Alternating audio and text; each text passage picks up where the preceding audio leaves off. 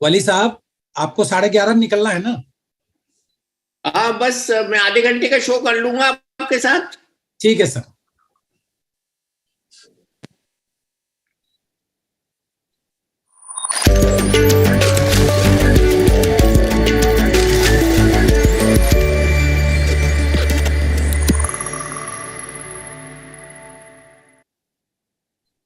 नमस्कार। आज का हेल्थ फॉर ऑल बहुत खास है क्योंकि आज का एपिसोड गोल्डन जुबली एपिसोड है, यानी 50वां एपिसोड। 50 सप्ताह की यात्रा में हमने हेल्थ केयर के कई विषयों को कवर किया और हर विषय के जाने माने विशेषज्ञों से विभिन्न पहलुओं पर बातचीत की। वली साहब, हम ये गर्व से कह सकते हैं कि अलग अलग बीमारियों पर हमने लोगों को जागरूक करने की कोशिश की है। हमारे कार्यक्रम से जुड़े डॉक्टरों ने न सिर्फ दर्शकों का ज्ञानवर्धन किया, बल्कि रोगों से जुड़े मिथ और भ्रम को दूर करने की कोशिश भी की। हमारे कार्यक्रम के हर एपिसोड को जबरदस्त पब्लिक रिस्पांस मिला है। अपने इस मिशन को आगे बढ़ाते हुए हम आज के एपिसोड में हृदय रोग पर खास चर्चा करेंगे। देश के जाने माने कार्डियोलॉजिस्ट आज हमारे कार्यक्रम में शामिल होंगे और कार्यक्रम की शोभा बढ़ाएंगे।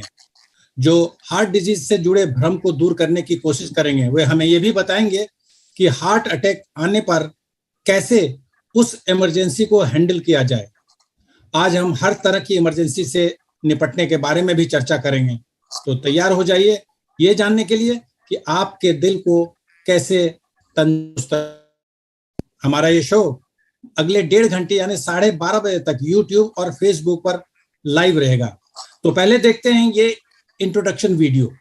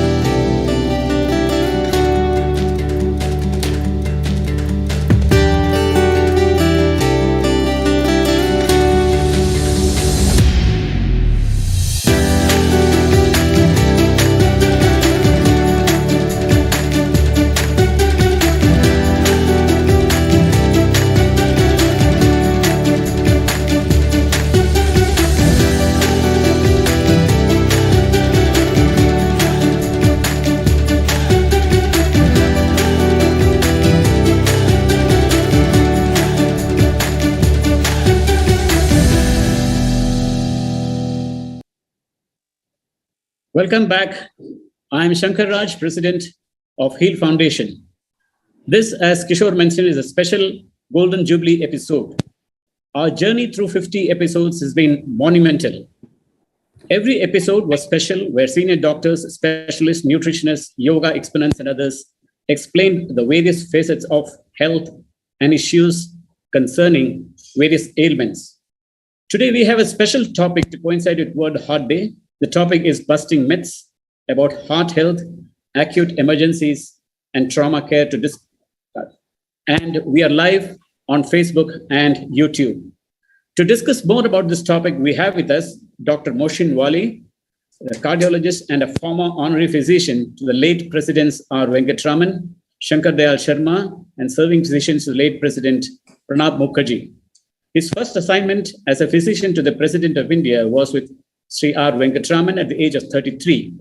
making him the youngest physician to serve an Indian president. He's the only physician to have served 3 presidents of India. The government of India awarded him the 4th highest civilian order of Padma Shri in 2007 for his contributions to Indian medicine. Welcome, Dr. Wali.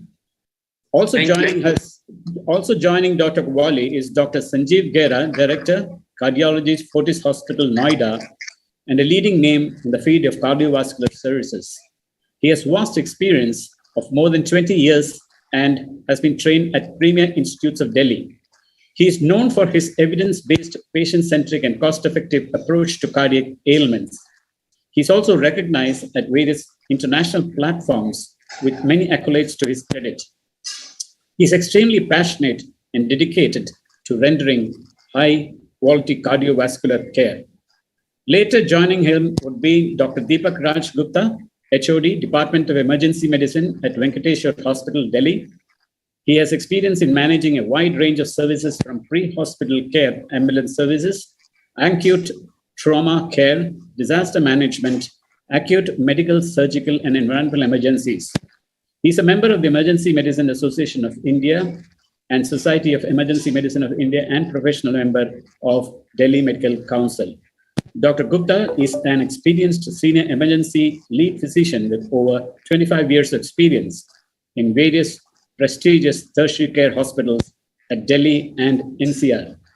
Later on also joining him would be Dr. Sadiq Azam, currently working as consultant cardiologist at KIMS Hospital or KIMS in Hyderabad.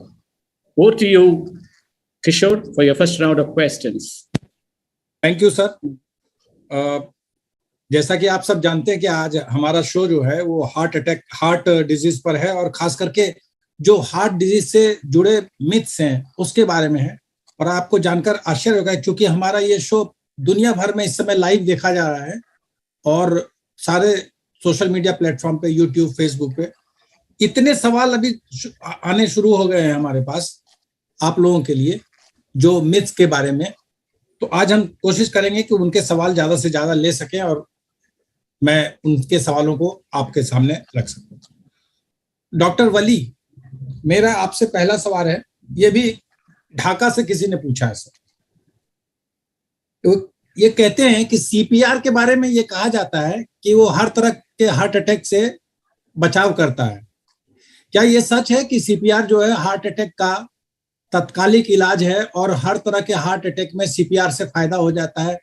कितने समय तक हम CPR दे सकते हैं और कितने समय के अंदर हॉस्पिटल पहुंचना जरूरी होता है सर? थोड़ा सीपीआर के बारे में खुलासा करें।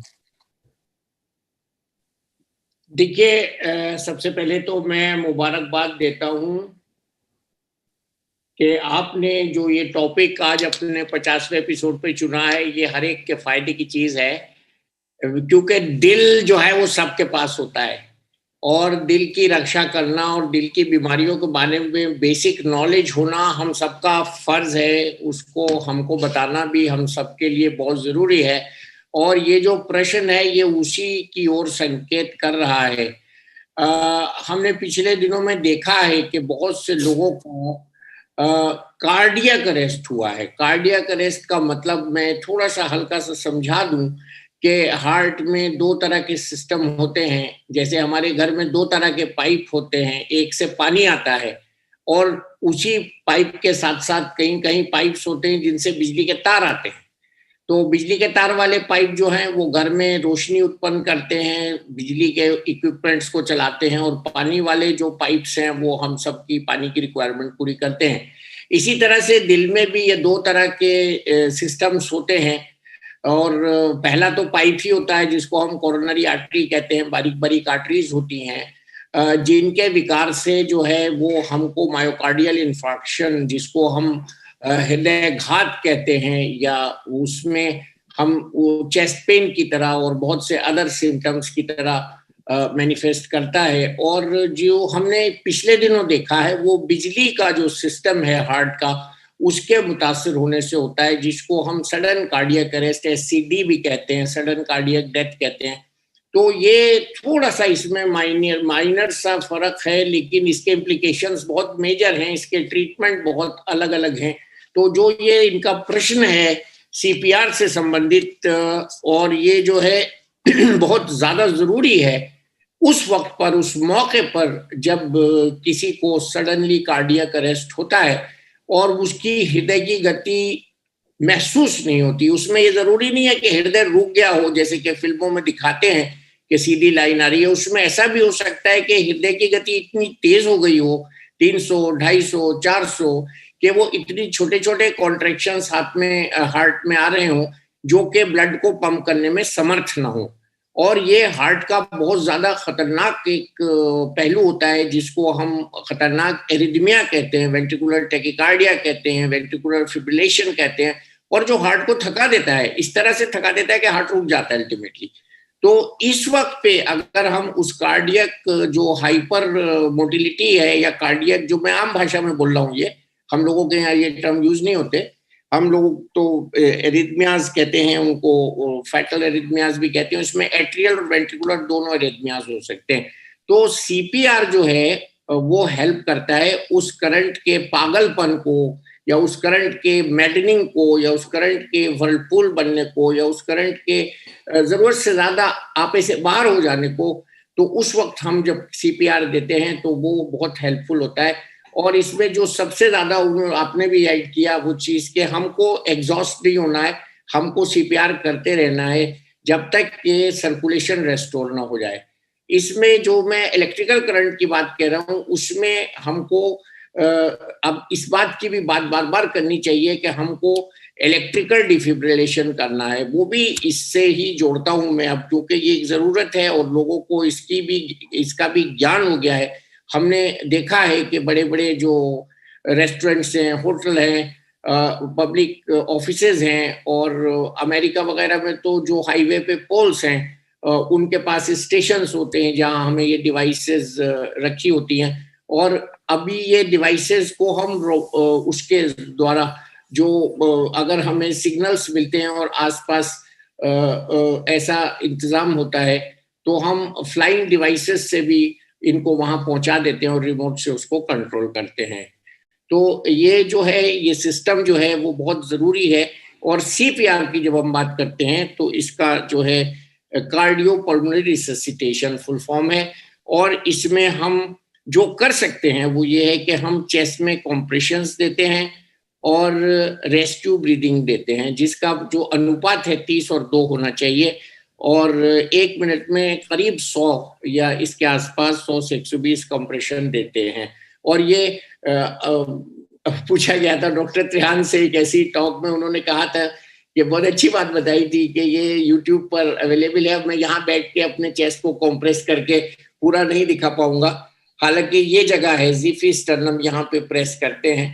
तो ये इसको जानना बहुत जरूरी है। हमारे कुछ डॉक्टर्स ने इसमें इनिशिएटिव भी लिया था कि स्कूलों में जाके, पुलिस ऑफिसेज में जाके, और जो फायर के संबंधित लोग हैं उनमें जाके इस बात को बताया जाए कि उनको इसमें दक्ष होना चाहिए। जहां तक इस बात का सवाल है कि कितनी देर तक करना चाहिए, ये वेरी करता है पर्सन टू पर्सन और उस समय की कंडीशन के हिसाब से। मेरे विद्वान दोस्त संजीव गेरा भी इस पे प्रकाश डालेंगे। तो लेकिन ये जो इस समय की जो डिस्कशन है उसमें ये कहूंगा कि कार्डियो पल्मोनरी रेसिसिटेशन जो है हमको हार्ट बीट को चालू करने में और हार्ट बीट को रेगुलेट करने में, दोनों में मदद करता है। डॉक्टर साहब, हाल के दिनों में ये देखा गया है कि किसी में हार्ट अटैक के कोई सिम्टम्स, कोई हार्ट डिजीज के कोई सिम्टम्स नहीं, कोलेस्ट्रॉल ठीक है, हाई बीपी नहीं है, शुगर नहीं है, किसी भी तरह के बिल्कुल स्वस्थ हैं, और अचानक से हार्ट अटैक हो जाता है या कार्डियक अरेस्ट हो जाता है। ऐसा क्यों होता है आजकल? खास करके आजकल बहुत बढ़ गया है।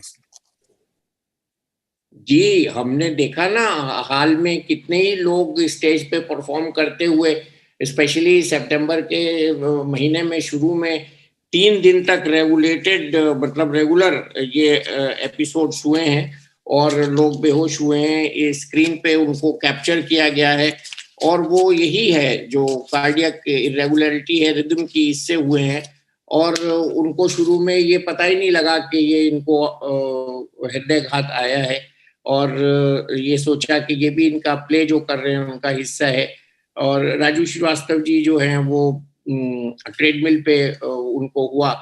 तो ये बहुत सी चीज़ें ऐसी हुई हैं कि जिसकी वजह से हमको सेंसिटाइज होना पड़ेगा और सडन कार्डियक डेथ के बारे में ज़्यादा जानकारी जुटानी पड़ेगी लोगों को और उनको एजुकेट करना पड़ेगा। तो ये कोविड के बाद खासतौर से बहुत ज़्यादा देखने में आ रहा है और एक्सरसाइजेज वगैरह जो लोग अनग्रेडेड कर रहे हैं उनमें देखने में आ रहा है। और ये सडन कार्डियक डेथ जो है ये एक एंटिटी जो है बहुत ज़्यादा यंग एज में, जैसे कि आपने बिल्कुल सही कहा, देखने में आ रही है। और इसमें ये होता है कि या तो प्री एग्जिस्टिंग कार्डियक डिजीज होगी या हमको सडन कार्डियक एरिथमिया होगा।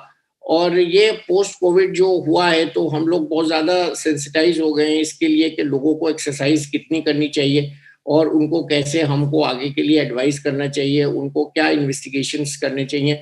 लेकिन अभी जो मैं आपको बताने जा रहा हूँ एक अजीबोगरीब चीज़, वो स्टैनफोर्ड मेडिसिन के जरिए से एक बहुत ज़बरदस्त स्टडी सामने आई है जिसमें उन्होंने फैट टिश्यू को कोविड से रिलेट किया है। और मैं इसके बारे में 1 मिनट लूँगा और ये बताना ज़रूरी है कि अब बहुत सीनियर डॉक्टर्स इसमें लग गए हैं।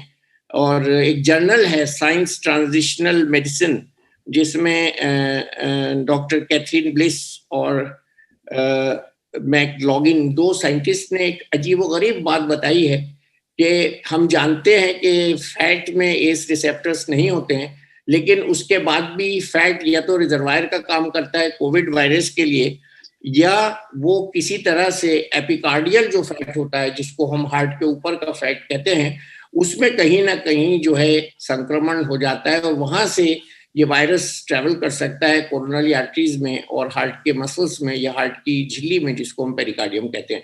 ये बड़ी अजीबोगरीब स्टडी आई है और ये दोनों तरह से आई है, इन विवो इन विट्रो। और ये प्रूव किया गया है कि कोविड वायरस में ऐसा कुछ मैकेनिज्म है जो अवे फ्रॉम जो एस रिसेप्टर्स हैं उनके काम करता है, उसके अलावा भी काम करता है।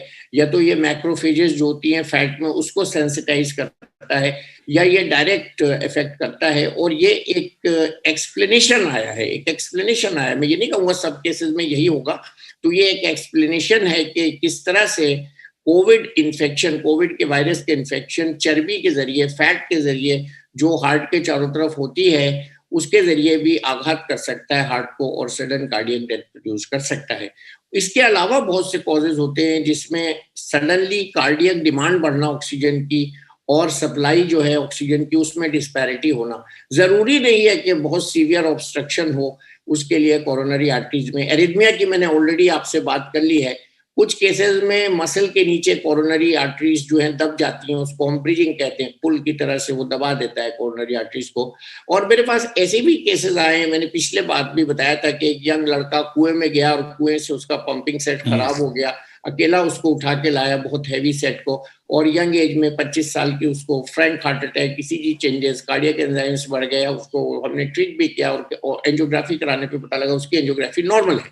तो आपने बिल्कुल ठीक कहा कि कोरोनरी ऑब्स्ट्रक्शन के अनुपात में ज्यादा हार्ट अटैक हमको देखने में आ रहे हैं और हमको इसके कारणों का पता लगाना पड़ेगा। उसमें कुछ कारण ऐसे भी होते हैं बहुत रेयर जिसमें कोरोनरी आर्टरीज बीमार होती हैं कॉन्जेनिटल उससे, और वो डिजीजेस बहुत रेयर होती हैं। लेकिन डे टू डे हम देख रहे हैं कि कोरोनरी आर्टरीज के नॉर्मल होते हुए भी सडन डेथ हो सकती है। तो इससे कोई मतलब रेयर केसेस में ऐसा हो सकता है, इससे हम बच नहीं सकते। और इसके बारे में हमको कार्डियक हेल्थ और ग्रेडेड एक्सरसाइज, खान पान, स्मोकिंग को छोड़ना, अल्कोहल को छोड़ना, लाइफ स्टाइल को अपने ठीक रखना, ड्रग्स को ना लेना और हेल्थ ड्रिंक्स को अवॉइड करना, स्लीप पैटर्न को अपने ठीक रखना, ये सब इसमें एडॉन्स हैं जिसकी हम बार बार बात करते हैं, वो भी इसमें उतनी ही ज्यादा जरूरी होते जा रहे हैं। और कार्डियक हेल्थ और हेल्थ फॉर ऑल जिसकी हम यहाँ प्लेटफॉर्म पे बात कर रहे हैं, उसमें ये बहुत जरूरी हो जाता है कि हम अपने तमाम अंगों को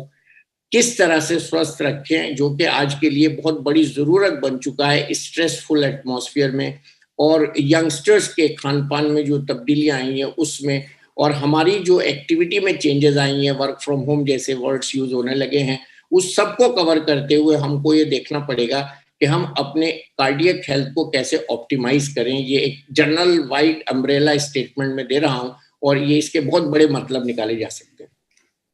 थैंक यू सर। आगे बढ़ने से पहले डॉक्टर संजीव गेरा, डॉक्टर दीपक राज गुप्ता और डॉक्टर सादिक आजम से हम माफी चाहते हैं कि चूंकि डॉक्टर वली को जल्दी जाना है, इसलिए हम इनका और 5-7 मिनट में खत्म करके फिर अगला 1 घंटा हम आप तीनों से बात करेंगे। Over to you mister Shankar.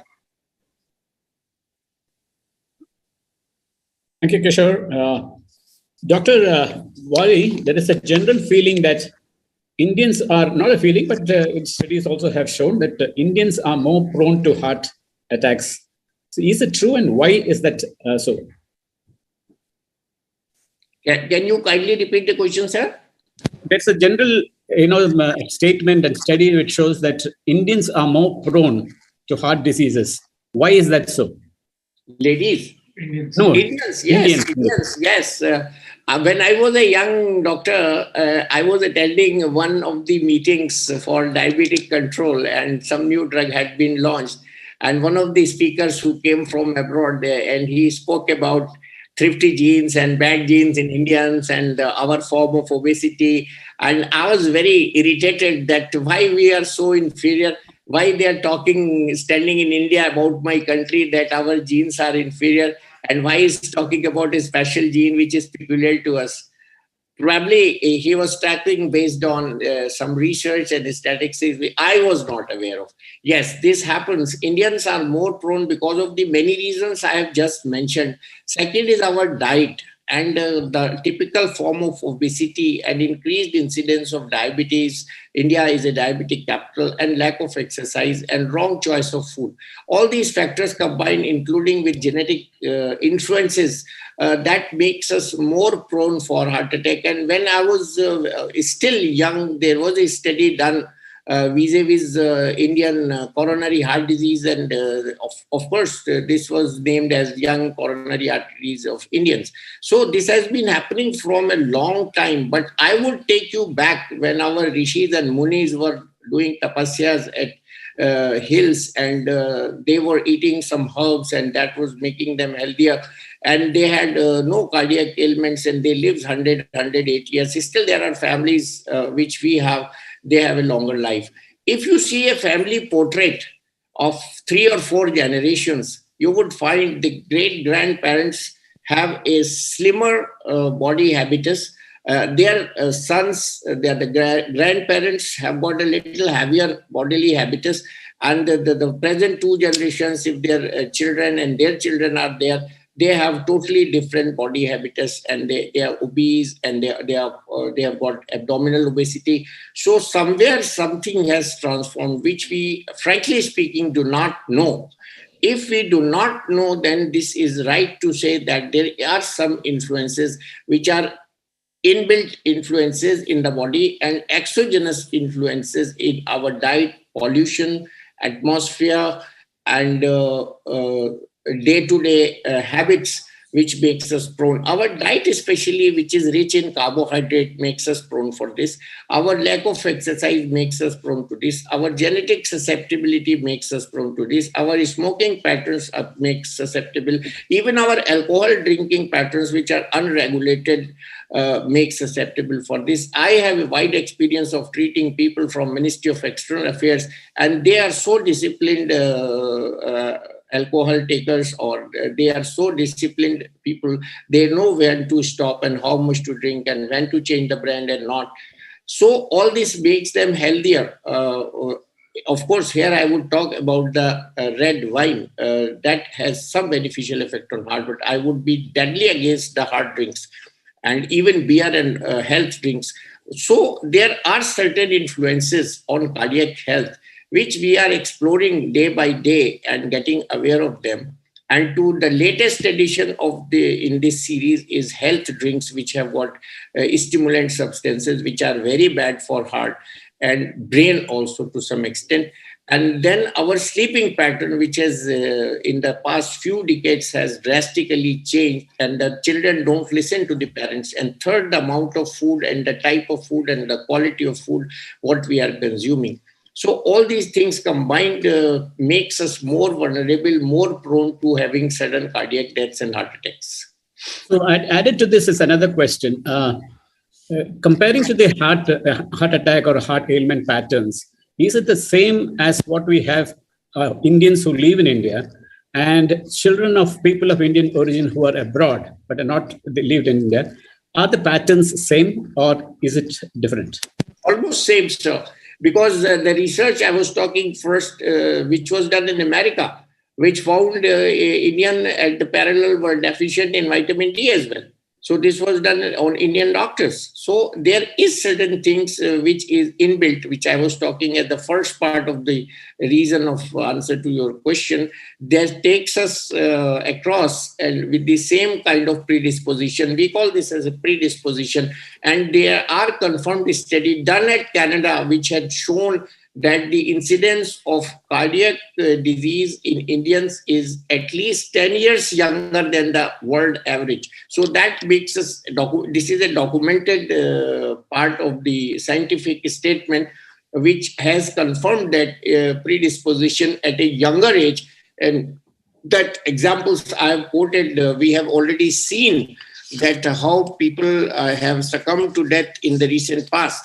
So all that makes us more prone, more vulnerable, and some names we have been taking, Shanwarn, and this our Ravi Sharma, who was dancing in Manpuri playing the role of Hanuman, Yogesh Gupta ji playing the role of Parvati, not relatively younger, but this Mr. Bashir singing at birthday collabs, and KK, Puneet Rajkumar, Siddharth Shukla, and Rohit Sardana. These are examples which we have already. I don't need to say anything special about them, but that is a great eye-opener and the great lesson for all of us as a doctors to learn and to suspect and to diagnose at an early age. And what doctors like Gera and other my special colleagues who are there, they have been talking about delays in patients in reaching the hospital. If the patient, there is a certain time window in which if the patient reaches to them, they can open the blocked artery, they can do some reversal of cardiac arrhythmia, they can help the patient to gain normal cardiac health, they can provide intensive treatment in the form of invasive treatment or even sometimes emergency bypass surgery. So there are locations in which patients have been received on time and they get new lease of life. In our setup, what I commonly see in the young patient having a cardiac event, which is myocardial infarction, and delays make his life shorter. And when we see that heart is already infarcted, muscle damage, the ejection fraction reduced, it is very difficult to repair that heart. Still, there are certain drugs which have come recently. We are helping through them. But you see time frame and the alertness, awareness, and resources to transport the patient and availability of the medical help, all these combined makes our exercise very efficient. We have an international audience, so can you briefly tell us about the Stanford study which you had explained in Hindi? You briefly tell us what about the sudden cardiac deaths? Sir, this is an eye-opener for doctors like us who have been talking in media about effects of COVID on the heart. So far, we have been told that COVID has procoagulant and anticoagulant activity, and we have been seeing thrombi, that's clots, or we have been seeing bleedings and involvement of the cardiac muscle, cardiac membranes. But this is another side of the story, which is totally new and needs further workup, that how fat can injure if it is studied with the COVID virus.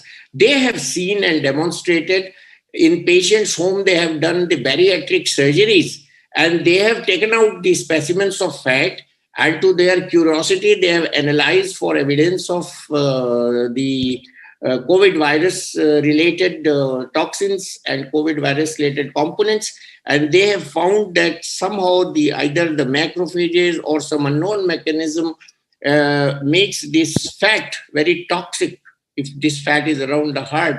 And as I told that from this portion of the fat which is around the heart, the COVID virus effects, I would say effects, I would not say a direct virus or toxins, I would say effects, despite not having its receptors around, can adversely affect either coronary arteries or cardiac membranes or cardiac muscle. So this has now been talked about. And this, because obesity is another risk factor for COVID also, as is a factor for diabetes and heart disease, hypertension, and other diseases, even Alzheimer's. So somewhere, some mechanism needs to be identified, and the work in this direction is already on. What we are seeing as post-COVID in affliction of the heart, I would say affliction, not infection or affection, but affliction of the heart, has some of this background, and this is very important.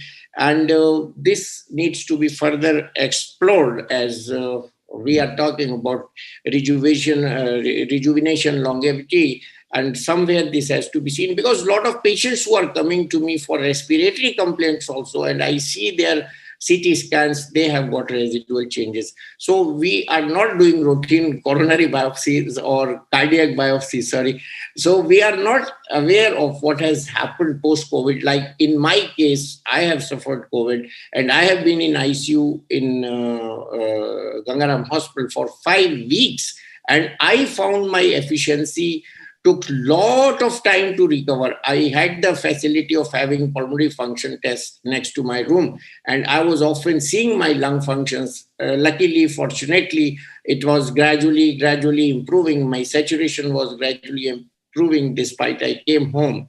So it took a lot of time for me to recover. Still, when I climb the stairs, still when I do some strenuous work and I'm very emotional, at that time, I feel cardiac symptoms. So this is unexplainable. Despite I had the angiogram done post-COVID, this is something beyond our scope of understanding and beyond our limited knowledge. What we know very little about this nasty virus and other also viruses which are around, we don't know actually. So I would humbly say that despite our all ignorance, we have to further dig into all these sites, which are these are the great works done by the senior scientist Giovanni Colon, under whose guidance I took these two names, McLaughlin and Catherine Bliss. I'm quoting them. And this is a very important aspect of delayed COVID virus or prolonged COVID virus afflictions. And this needs to be further explored, because we do not know where we will stop. How many people and lives we have to lose. I think my colleagues would also throw light on this in the light of sudden cardiac death, because this has become a very, very grave issue in the society also, and for us also. It's a great challenge for the future. And I would definitely say that organizations like you who are continuously asking experts to talk about these issues, and we need to further explore all these sites of the unknown myths about the COVID virus and how the COVID virus has taken toll of many, many people. So this is my humble submission. Thank you, Dr. Wally. Thank you for your valuable inputs. And also, I know you're hard pressed for time. It was a pleasure hosting you. I think it's wonderful always hearing you. Thank you very much.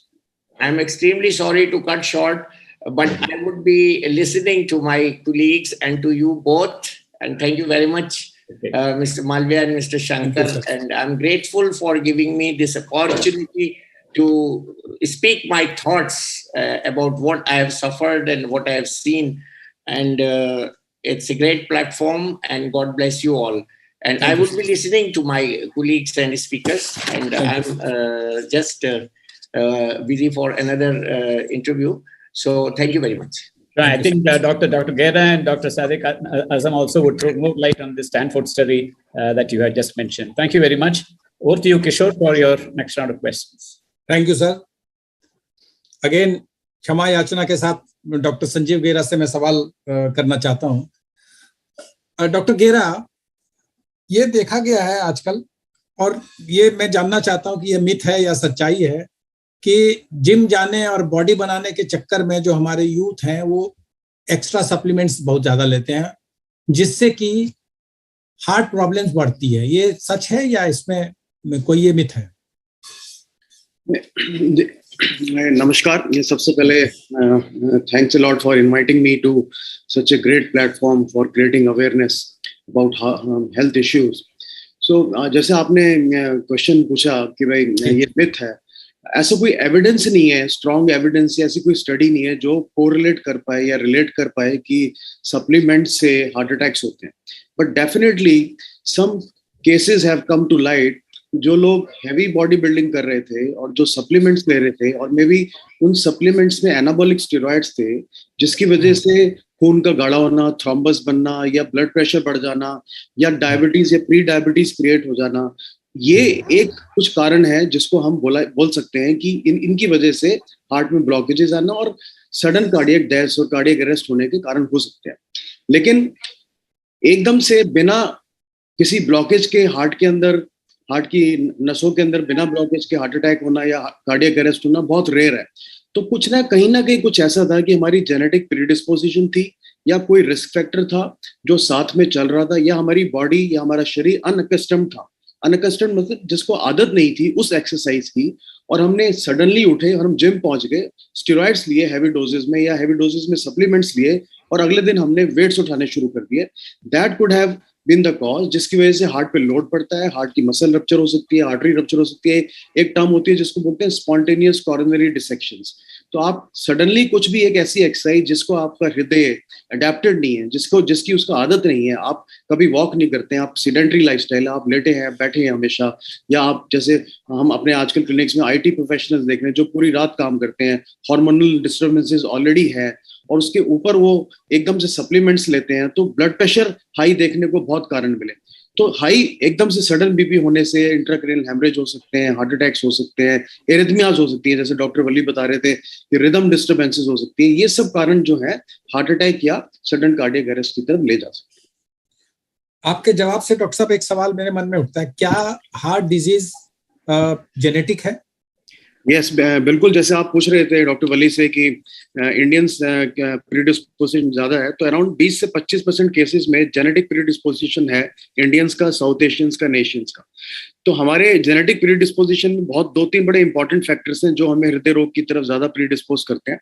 सबसे पहला जो हमारा predisposition है, genetic predisposition है, वो है हमारे heart की आर्टरी स्मॉल है। हमारी जो नसें हैं, अगर हम कंपेयर करें वेस्टर्न पॉपुलेशन से या हमारा बॉडी हैबिटस देखें, तो वो स्मॉल आर्टरीज है हमारी। तो अगर एक हार्ट की आर्टरी, जैसे मैं एक उदाहरण देता हूँ, जैसे वहाँ पे 3.5 मिलीमीटर की होती है, तो हमारे यहाँ 2.5 मिलीमीटर की होती है। तो इसी वजह से जो हार्ट अटैक, जैसे डॉक्टर वली ने बताया, 10 से 20 साल पहले होते हैं हमारे यहाँ। हार्ट की आर्टरीज तो पहले भी कमजोर होती थी या स्मॉल होती थी, बट अब जो जीवन शैली, जो लाइफ स्टाइल है, उसकी वजह से हार्ट अटैक ज्यादा मिल रहे हैं। दूसरा जो मेन प्रीडिस्पोजिशन है, जेनेटिकली हम लोगों का जो गुड कोलेस्ट्रॉल है, which is also known as HDL, good cholesterol, वो बहुत लो है, और बैड कोलेस्ट्रॉल हाई है। तो जो गुड कोलेस्ट्रॉल है वो एथेरोस्क्लेरोसिस को बचाता है। एथेरोस्क्लेरोसिस क्या चीज है? एथेरोस्क्लेरोसिस होती है एजिंग ऑफ आर्टरीज। तो एक ये बहुत बड़ा मिथ है कि जो एजिंग होती है आर्टरीज की, वो बुढ़ापे में होती है, 40-50 साल 60 साल के बाद होती है, जो पहले हार्ट अटैक होते थे। But atherosclerosis starts right at the age of around the age of 10 years. तो फर्स्ट डेकेड में एथेरोस्क्लेरोसिस शुरू हो जाता है। बच्चा जब पैदा होता है, तीसरे साल की उम्र से उसको फैट डिपोजिशन शुरू हो जाता है। वो इनिशियल ईयर्स हैं, जब हम अपनी लाइफस्टाइल को बचा के रखते हैं तो हम आगे हेल्दी लाइफ जी सकते हैं। But bad lifestyle is definitely a super added thing. Other good cholesterol, low good cholesterol, high bad cholesterol, females initially genetically blessed थी क्योंकि उनका गुड कोलेस्ट्रॉल ज्यादा होता था, बैड कोलेस्ट्रॉल कम होता था।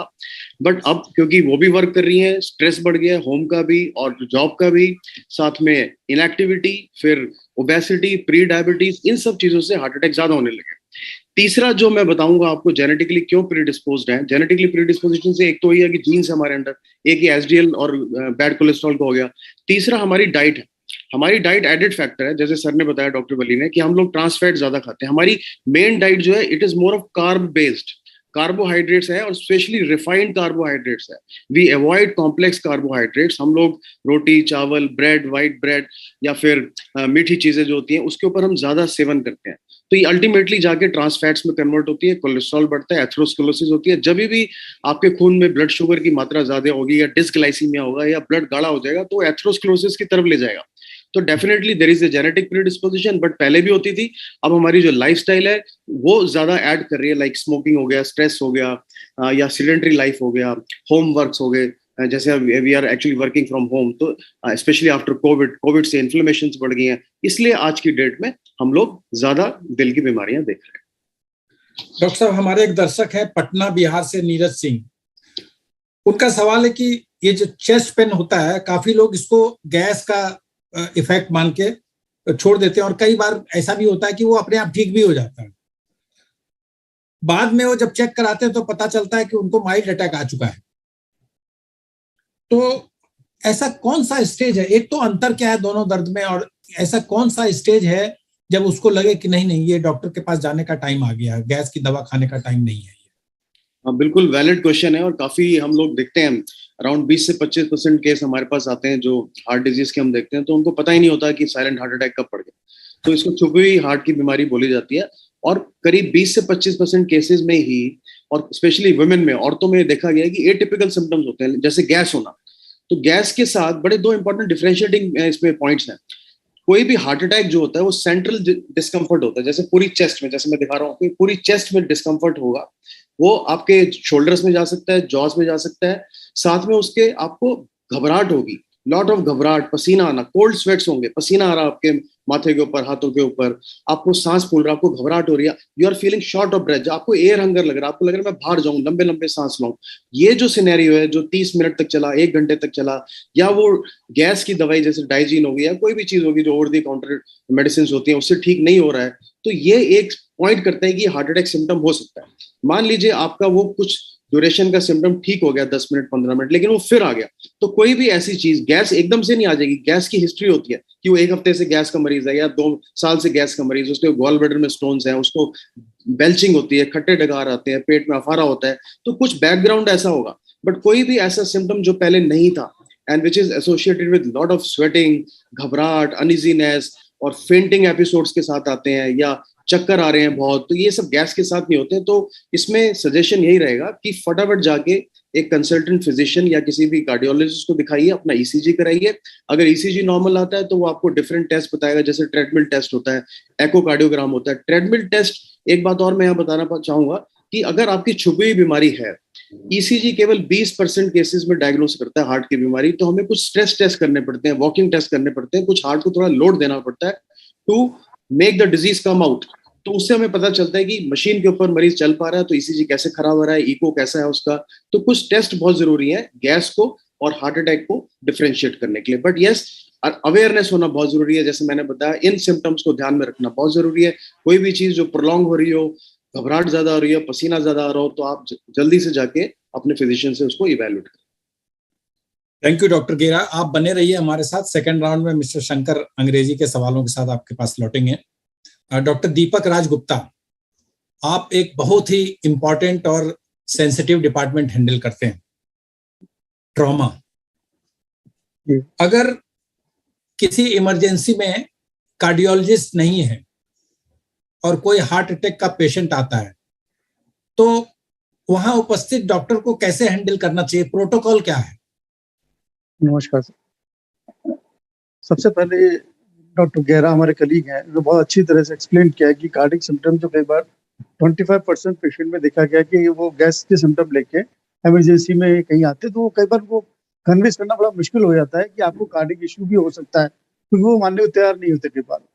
सो ऐसी स्थिति में अगर कोई पेशेंट आपके पास इमरजेंसी में आता है, उसको टिपिकल और एटिपिकल सिम्टम चेस्ट पे होता है, तो उस दौरान हम लोग उसके वाइटल्स लेके प्रॉपर्ली, अगर वो डायबिटिक और ये सब पुरानी हिस्ट्री है, उस स्थिति में हम लोग ईसीजी करते हैं. और ईसीजी करते हैं और सिम्टम्स को हम इवैल्यूएट करते हैं कि वो कार्डिक सिम्टम्स है कि नॉन कार्डिक सिम्टम है.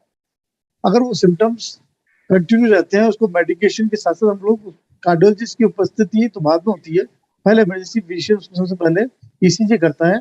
और अगर ड्यूरेशन होता है, जैसे उसको अगर ये सिम्टम 4 घंटे से या 6 घंटे से हो रहे हैं, तो हमें कार्डिक मार्कर्स होते हैं कुछ, जो कि इंडिकेट करते हैं कि इनकी जो कार्डिक मसल से जो एंजाइम निकल रहे हैं वो एलिवेटेड होते हैं कार्डिक इश्यूज में, उनको ट्रोपोनिन आई बोलते हैं, CPK-MP बोलते हैं। सो वो टेस्ट किए जाते हैं, और अगर एक ECG नॉर्मल है तो उस ECG को रिपीट किया जाता है, उसको हम बोलते हैं सीरियल ECG करना, कि आधे घंटे में 1 घंटे में दौरान उस ECG को हम लोग रिपीट करते हैं। और दूसरी बात है कि अगर सपोज पेशेंट उसके बाद भी सिम्टोमेटिक है और हमें लगता है कि नहीं ECG नॉर्मल आ रहा है लेकिन इसके सिम्टम बिल्कुल टिपिकल सिम्टम है जो कि कार्डिक पेशेंट को होते हैं, तो उस स्थिति में हम उनको डेफिनेटली एडवाइस करते हैं कि आप हमारे अंदर कार्डियोलॉजिस्ट है उनके अंदर एडमिट हो जाइए, और फर्दर केयर के लिए सीरियल ECG और जो ट्रोपोनिन आई टेस्ट है वो अगेन रिपीट करके और कार्डिक वर्कअप किया जाए सर उनका। एक ये तरीका होता है कि इनिशियली जब भी पेशेंट हमारे पास कोई सिम्टम लेके आता है और उसकी ECG अगर नॉर्मल आता है, अगर सपोज पेशेंट हमारे पास आता है उसके ECG में चेंजेस हैं, और ECG में चेंजेस हैं तो तुरंत उसको जो इमीडिएट जो उनको मेडिसिन देनी होती है उनके रिस्क फैक्टर को देख के, और जो उस कार्डिक के साथ में जो ECG चेंजेस हैं उसके दौरान जो हमारी लोडिंग डोज हम बोलते हैं वो देके और इमीडिएटली कार्डियोलॉजिस्ट की परामर्श हम लोग लेते हैं इमरजेंसी में। डॉक्टर साहब थोड़ी देर के लिए अगर हम हार्ट डिजीज को छोड़ दें, बाकी ट्रॉमा केसेस जैसे रोड एक्सीडेंट है या बुलेट इंजरी है, उसमें क्या गाइडलाइंस है? सर गाइडलाइंस ये है कि जैसे भी अगर हम डॉक्टर वली ने भी बहुत अच्छे से एक्सप्लेन किया, वो बता रहे थे, डॉक्टर गेरा ने जिसे समझाया कि कोई भी इंसान को जो सडन कार्डिक डेथ की जो बात करते हैं, तो सडन कार्डिक डेथ में अगर हम यूरोपियन कंट्री और अमेरिकन कंट्री से अगर हम जाते हैं और देखते हैं, वहाँ का सिस्टम हमारे सिस्टम में एक जो मेजर डिफरेंस है वो प्री हॉस्पिटल केयर। अगर हम बात करें प्री हॉस्पिटल केयर जो हमारे हिंदुस्तान में वो इतनी अभी व्यापक नहीं हो पाई जितने की फॉरेन कंट्रीज में है, यूरोपियन कंट्रीज में है। तो अगर किसी भी इंसान को सपोज घर के अंदर सडन कार्डिक अरेस्ट होता है तो उस स्थिति में जो CPR का है, अगर वहाँ के कम्युनिटी में या वहाँ की पर्टिकुलर एरिया में कोई भी आदमी बेसिक लाइफ सपोर्ट, जिसको CPR भी एक करना एक कला है सर, इफेक्टिव CPR करने का ही फायदा होता है, अदरवाइज वो उसी को हार्म कर सकता है। कई बार पेशेंट अनकॉन्शियस होता है और अनरेस्पॉन्सिव होता है। अगर अनरेस्पॉन्सिव पेशेंट और अनकॉन्शियस पेशेंट में फर्क होता है सर। अनकॉन्शियस में क्या होता है, मरीज आपको रेस्पॉन्स नहीं कर रहा होता है लेकिन उसकी पल्स चल रही होती है, उसका सांस चल रहा होता है। अगर ऐसी स्थिति में कोई उसका CPR कर दे तो उसको बहुत नुकसान हो सकता है। अनरेस्पॉन्सिव स्टेट में पेशेंट का ना सांस चल रहा होता है, ना उसकी नब्ज चल रही होती है, ना वो रेस्पॉन्स कर रहा होता है। तो बेसिक लाइफ सपोर्ट की एक बेसिक एजुकेशन आजकल बहुत ज्यादा प्रचलित हो रही है, बहुत ज्यादा फेमस हो रही है कि हम जाके कम्युनिटी सेंटर में पुलिस को, बड़ी बड़ी जो ऑर्गेनाइजेशन होती है या अपने जो जितने भी कॉर्पोरेट हाउसेज हैं, सोसाइटीज हैं, उसके अंदर कुछ % लोगों को ये सिखाया जाता है कि कैसे जब तक ये इमरजेंसी में आपको हेल्प ना मिले, एम्बुलेंस ना पहुंचे आपके पास, तब तक वो प्रक्रिया चालू की जा सके। जहां तक हम ट्रॉमा की बात करते हैं सर, ट्रॉमा अपने आप में आज की तारीख में एक बहुत बड़ी डिजीज के रूप में हो रहा है। ट्रॉमा मतलब एक डिजीज नहीं है, बट ट्रॉमा डिजीज की तरफ बढ़ रहा है। मैं इसका इसलिए ऐसा बोलना चाह रहा हूँ क्योंकि ट्रॉमा जो अपने आप में एक ऐसी चीज है जो 100% प्रिवेंटेबल है। कई डिजीज होती है जो कि हम नहीं कर पाते, जिसको कई रिस्क फैक्टर हैं जो कि हम उसको नहीं रोक सकते। जैसे जेनेटिक, डॉक्टर गेरा ने बताया कि जेनेटिक होती है, उसको आप नहीं रोक सकते। बट ट्रॉमा अपने आप में ऐसा है कि ट्रॉमा को अगर हम प्रिवेंशन के साथ, प्रॉपर गाइडलाइंस के साथ फॉलो करें, नियम का पालन करें, तो ट्रॉमा को हम रोका जा सकता है। दूसरा, ट्रॉमा के अंदर फिर अगेन प्री हॉस्पिटल केयर एक बहुत इंपॉर्टेंट एम्बुलेंस सर्विसेज का है कि अगर किसी को ट्रॉमा होता है, अगर उस उचित समय पे उसको एम्बुलेंस सर्विस मिल जाए तो गोल्डन आवर के पीरियड के अंदर, गोल्डन आवर का पीरियड ये है सर कि जिस समय से किसी को अगर हार्ट के सिम्टम हुए या स्ट्रोक के सिम्टम हुए या किसी का एक्सीडेंट हुआ, उस समय से लेके अस्पताल में पहुंचने तक उसको primary advance care medical care मिलने लग जाए तो उसको गोल्डन आवर कंसेप्ट कहते हैं। और उसके अंदर उसकी जो मरीज की जो बीमारी से बचने की संभावना है वो बहुत काफी हद तक बढ़ जाती है, या डिसेबिलिटी जो कह सकते हैं। जरूरी नहीं कि मॉर्टेलिटी की बात करें, डिसेबिलिटी जो समय पे उस ऑर्गन का नुकसान होने से हम बचा सकते हैं, चाहे कार्डिक इशू हो, चाहे वो स्ट्रोक हो, चाहे वो ट्रॉमा हो, उसके अंदर काफी प्रिवेंशन किया जा सकता है। सर मैंने ट्रॉमा का सवाल इसलिए भी पूछा था क्योंकि ट्रॉमा में ज्यादातर केसेस ऐसे आते होंगे जो मेडिको लीगल केस होते होंगे, और हमने फिल्मों में भी देखा है कि पहले पुलिस को बुलाओ, फॉर्म भरवाओ, ये सब तो नहीं करवाते हैं ना? नहीं ये मिथ है या सच्चाई है इसमें? ये मिथ है सर। अगर मैं आपको बहुत फ्रेंकली बताऊं, किसी पहले जमाने में लोगों का ये मानना कुछ हद तक सही भी होता था, लेकिन जो लेटेस्ट गाइडलाइन आई है इन दिनों में, इस 5-7 सालों में जो चेंज हुआ है वो बहुत चेंज हुआ है कि नया लॉ आया, सबमिटेड लॉ बोलते हैं उसको। उसके अंदर के जो भी आदमी किसी भी पीड़ित को सड़क से, घर से, जहां से भी उसका एक्सीडेंट हुआ है, इवन किसी बंदे से उसका एक्सीडेंट भी हो जाता है, अगर वो भी हॉस्पिटल ले गया तो उससे किसी तरह का कोई उससे सवाल जवाब नहीं किए जाते हैं, ना उनको कोई हॉस्टेज किया जाता है कि नहीं आपको बैठना पड़ेगा, पुलिस आएगी तब तक आप बैठना पड़ेगा, ऐसा अब की तारीख में बिल्कुल नहीं किया जाता है। पेशेंट आता है, वो लेके आते हैं, उनका सिर्फ इतना है अगर वो चाहे तो अपना कॉन्टेक्ट नंबर दें और अपनी अपनी जो आइडेंटिटीज को रिवील करें, अदरवाइज पेशेंट को हॉस्पिटल में ड्रॉप करके जा सकते हैं। अब ये किसी तरह का मेंटल या फिजिकल हेरेसमेंट नहीं होता किसी भी कि आपको वहां बिठा के हॉस्पिटल किया जाए। ये बहुत अच्छा लॉ है सर, इसमें बहुत, इससे काफी जाने बच रही है, डिसेबिलिटी काफी कम हो रही है। डॉक्टर साहब, आप ट्रॉमा केयर से हैं और अगर आपसे हम एक सवाल ना पूछे तो ये अन्याय होगा। वो सवाल ये है कि कोविड के दौरान आपका अनुभव क्या रहा, कैसे आपने उसको हैंडल किया? आप ट्रॉमा की बात करें सर, कोविड जी टाइम? जी जी जी जी, हाँ सर, जिनको कोविड टाइम, अचानक हाँ ऑक्सीजन की जरूरत पड़ गई, ये सब। नहीं, आपसे ट्रॉमा पेशेंट्स की बात करें कि टोटल की बात करें कोविड? नहीं नहीं, मैं ट्रॉमा की बात ट्रॉमा, कर रहा हूँ। एक्चुअली सर ट्रॉमा एक्चुअली देखा जाए तो कोविड के दौरान ट्रॉमा के केसेस बहुत लिमिटेड आए हमारे पास, क्योंकि जब आप अगर देखिए कि लॉकडाउन होता था और जिस समय जो मेन लहर चली थी उस समय तो ट्रॉमा बहुत कम हो गया था, बिकॉज लोग बहुत घर से बाहर निकलते थे और सोशल डिस्टेंसिंग होती थी, तो व्हीकल्स का मूवमेंट भी बहुत कम था। लेकिन उसके दौरान भी जितने भी ट्रॉमा आए हमारे पास, उन ट्रॉमा के दौरान उन पेशेंट को थोड़ा सा ये होता था कि उनको एक प्रॉपर केयर के साथ हम लोग कोविड स्क्रीनिंग भी करते थे। तो वो जब दोनों प्रक्रिया साथ चलती थी तो उस समय में ये ऐसा नहीं हुआ कि ऑक्सीजन की कमी के कारण या उसको प्रायोरिटाइज हुआ, ऐसा नहीं हुआ। प्रायोरिटाइज उतना ही मिला जितना कि कार्डिक पेशेंट को मिला है और जितना कि स्ट्रोक को मिला है। प्रायोरिटाइजेशन में कभी ऐसा नहीं हुआ कि कोविड के दौरान हमने ट्रॉमा को कोई इग्नोर किया हो किसी ने। थैंक यू डॉक्टर साहब, आप हमारे साथ बने रहिए, सेकंड राउंड में अभी जल्द लौटेंगे। मेरा अगला सवाल डॉक्टर सादिक आजम से है।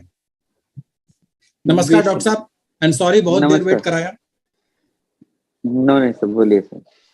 डॉक्टर साहब, मेरा पहला सवाल ये है कि कार्डियोलॉजी के क्षेत्र में आर्टिफिशियल इंटेलिजेंस का क्या रोल है, क्या कंट्रीब्यूशन है?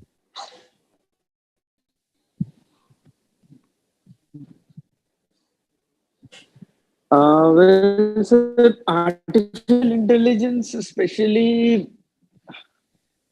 Hello. हाँ बोलिए सर, कंटिन्यू। Hello. Yeah. जी बोलिए। So artificial intelligence has ने बहुत तरक्की की है, स्पेशली पिछले कुछ सालों में। आजकल ये जो सडन कार्डियक डेथ है, सडन कार्डियक अरेस्ट है,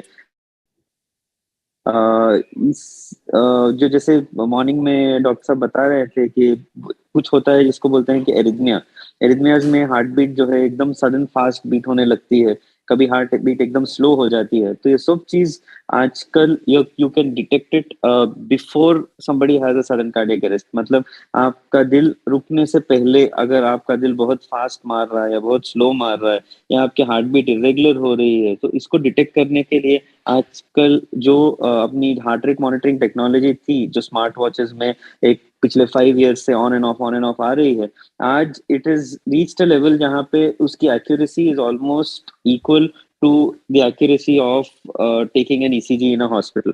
So if मैं तो अपने पेशेंट्स को यही बोलता हूँ जिनको ये कंप्लेंट रहती है कि भाई हमको इरेगुलर हार्ट बीट्स की कंप्लेंट है, हमको ऐसे लगता है कभी कभी हमारा हार्ट इरेगुलरली बीट कर रहा है, yes, anybody above the age of 50, I tell them you better have a smartwatch which gives you updates अगर आपका हार्ट बीट बहुत फास्ट हो रहा है या स्लो हो रहा है या इरेगुलर हार्ट बीट्स आ रहे हैं। तो ये जो एल्गोरिथम्स डेवलप हुए हैं AI के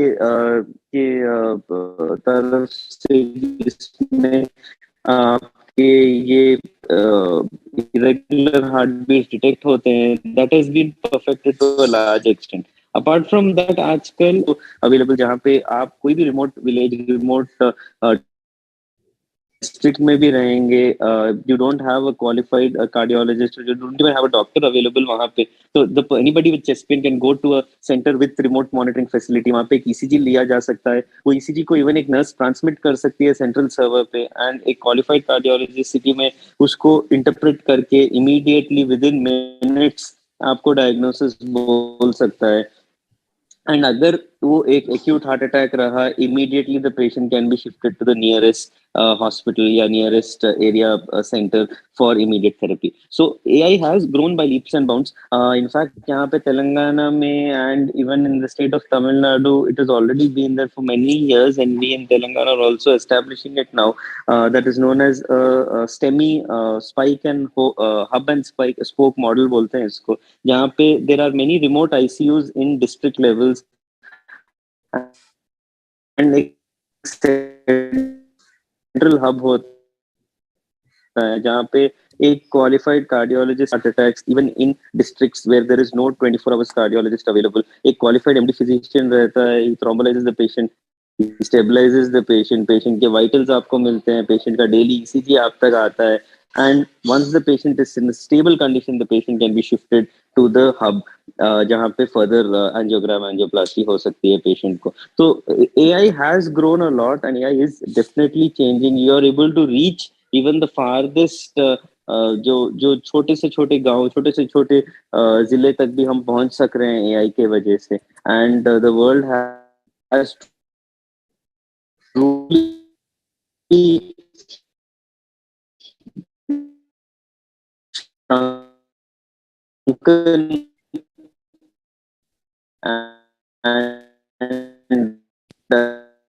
डॉक्टर साहब थोड़ी देर आप वीडियो बंद कर दीजिए, आपका ऑडियो में प्रॉब्लम आ रहा है। आपको एक रिमोट कर तो एक बहुत AI is here to stay. अभी नाउ इज इट क्लियर? जी जी, तो AI has grown and AI is here to stay, and we have to, हमको ये कोशिश करनी चाहिए कि पेशेंट्स को भी एंड डॉक्टर्स को भी कि ये हम AI का सही इस्तेमाल किस तरह करें एंड AI को किस तरह से हम अपने प्रैक्टिस का एक हिस्सा बनाएं। डॉक्टर साहब आपने कार्डियक अरेस्ट की बात की, एक आम आदमी कॉमन मैन कैसे समझे कि कार्डियक अरेस्ट और हार्ट अटैक में क्या डिफरेंस है और इसके इम्पैक्ट में क्या डिफरेंस है? देखिए sir, cardiac arrest is a condition जहां पे हार्ट रुक जाता है, the heart stops, that is called cardiac arrest. Cardiac arrest कई कारण से हो सकता है, उनमें से एक कारण है हार्ट अटैक। हार्ट अटैक तब आता है जब आपके हार्ट की कोई भी एक ब्लड वेसल में 100% ब्लॉकेज आ जाता है। आपको 99% ब्लॉक भी रह सकता है, you might still not have a heart attack. 99% block होते हुए भी आपका ब्लड फ्लो मेंटेन रह सकता है, यू माइट हैव सिम्टम्स, आपको चलने पे दर्द हो सकता है, आपको बस रेस्टिंग पेन भी हो सकता है, किसी को खाने के बाद दर्द होता है, किसी को रात में दर्द होता है, तो ये सब सिम्टम्स होते हैं। ऐसे लोग वेरी ऑफन ईसीजी करते हैं, बोलते ईसीजी नॉर्मल है, कहते हैं 2D एको नॉर्मल है, डॉक्टर एडवाइस करता है कि भाई एंजियोग्राम करा लो because you are having symptoms, but बोलते हैं अरे ईसीजी एको नॉर्मल है, मुझे हार्ट प्रॉब्लम हो ही नहीं सकता है। This is a very big myth. आपका ईसीजी एको नॉर्मल होते हुए भी आपको 99% ब्लॉक रह सकता है, क्योंकि ईसीजी एको आपका बस एक रेस्टिंग टेस्ट है। अगर आप एंजियोग्राफी कराएंगे आपको पता लगेगा कि उसमें आपको कुछ ब्लॉकेज है या नहीं, तो उसमें कुछ क्लॉट फॉर्म होके ब्लड सप्लाई 100% बंद हो जाती है, और जब ब्लड सप्लाई 100% बंद हो जाती है वो ऐसे रहता है कि you are pressing the neck of somebody, तो immediately person gets a heart attack. तो आपका हार्ट का मसल भी चीखने लगता है, जैसे अगर कोई आपका गला दबाएंगे आप चीखेंगे, तो उसी तरह जैसा आपका ब्लड सप्लाई 100% बंद हो जाती है तो आपका दिल भी चीख उठता है, उस चीख को हम हार्ट अटैक बोलते हैं। अब एक टाइम तक आप चीख सकते हैं, उसके बाद आपका दम घुट जाता है एंड आपकी चीख भी बंद हो जाती है। तो उसी तरह जब वो ब्लड सप्लाई बंद होती है, हार्ट अटैक मेजर इनफ होता है, तो हार्ट बीट भी रुक जाती है। इस हार्ट बीट को रुकने को हार्ट अटैक कहते हैं। तो जब एक इंसान आपके सामने चेस्ट पकड़ के दर्द करते हुए गिर जाता है नीचे, तो इसका मोस्ट प्रोबेबल कारण ये है कि उस पर्सन को हार्ट अटैक हुआ है और उस हार्ट अटैक के कारण उसको कार्डियक अरेस्ट हुआ है। तो ऐसे में आपको बस एक चीज करना है, पहली चीज, पेशेंट अगर बेड पे है उसको जमीन पे डालो, on a flat hard surface डालो, क्योंकि बेड के ऊपर चेस्ट कंप्रेशन करने में कोई मतलब नहीं है, नीचे मैट्रेस रहती है, आपका पूरा फोर्स मैट्रेस ले लेती है, पेशेंट के चेस्ट तक कुछ नहीं पहुंचता है। तो पेशेंट को लेना जमीन पे डालना, हार्ड सरफेस पे डालना या टेबल पे डालना, the floor is the best. बुलाओ पेशेंट को, call him out, try to sprinkle something, wake him up. If he doesn't wake up within 10 seconds, immediately chest के ऊपर ये जो दो निपल एरिया रहते हैं उनके बीच का एरिया जो हार्ड बोन रहता है, उसको स्टर्नम जो बोलते हैं, वहां पे हाथों को लॉक करके एक के ऊपर एक, इसको सीपीआर कहते हैं। जहां तक रेस्क्यू ब्रेथ देने का सवाल है, अगर आप रेस्क्यू ब्रीदिंग दे सकते हैं, वेल एंड गुड। अगर if you are not trained in giving rescue breathing, don't bother, just keep giving CPR. आपका जो इमरजेंसी नंबर है, जैसे कि हमारे पास 108 है, आपके लोकल एरियाज में जो भी आपका रेस्क्यू नंबर है, उस नंबर पे कॉल करिए, इन्फॉर्म करिए कि एक पेशेंट को कार्डियक अरेस्ट हुआ है, सीपीआर स्टार्ट किया है। तो by the time the ambulance reaches you, don't stop CPR. अगर आपके सीपीआर करने में पेशेंट उठ जाता है, कॉन्शियस हो जाता है, देन यू कैन स्टॉप। अगर पेशेंट अनकॉन्शियस रहता है, प्लीज कंटिन्यू, डोंट स्टॉप। ऐसा कुछ ये नहीं कि भाई मैं 4 मिनट से कर रहा हूँ, 5 मिनट से कर रहा हूँ, आप करते रहिए 10 मिनट 15 मिनट, जब तक के फर्स्ट रिस्पॉन्डर आपके पास पहुंचे ना, प्लीज कंटिन्यू सीपीआर। स्टडीज आए जिसमें बीच में बताया गया है कि आउट ऑफ हॉस्पिटल जिनको सीपीआर हुआ है, उनका सर्वाइवल रेट 50% ज्यादा है कंपेयर टू दोज जिनका आउट ऑफ हॉस्पिटल सीपीआर नहीं हुआ है। तो दैट सीपीआर से क्या होता है, आप एक्सटर्नली हार्ट का काम करने की कोशिश कर रहे हैं, कंप्रेशंस कर रहे हैं, तो blood flow to the brain is maintain.